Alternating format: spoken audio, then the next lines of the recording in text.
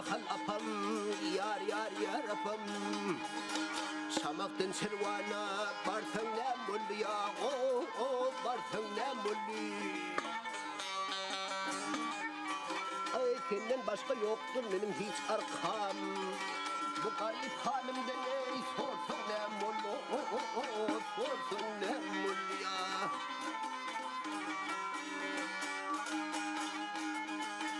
Barkun mulli şirvane gitti sabaka Beni koydu yedayey bol bol bu dağa ya bol bol bu dağa Ay karga dağlar bol bol bol çarbağı bildirdim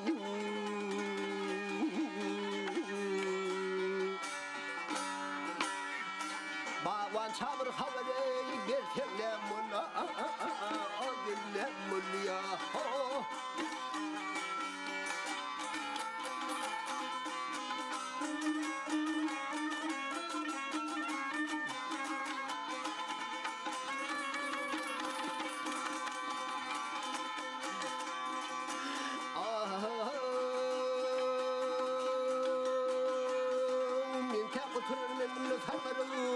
Sen gitmesen olmaz yar yar yarım avtarım Yarım avtarım Yarım avtarım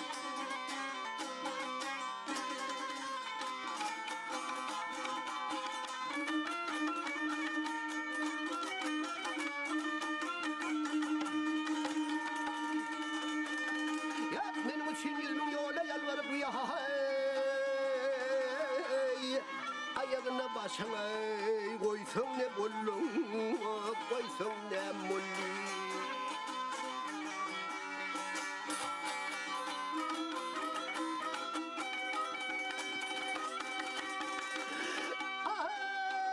Şahinin bir ölüm vaktim yetesti Bu yar hıyali yadıma düştü Yadıma düştü ya Yar bilen gelen koşalım gözümden uçtu Getirip garibime Bersen ne mulli Bersen ne mulli Vah vah ne mulla O gün ne mulli Ay getirip garibim Deylum deylum deylum deylum deylum deylum deylum deylum deylum deylim Bersen ne mulla Barsan ne mulli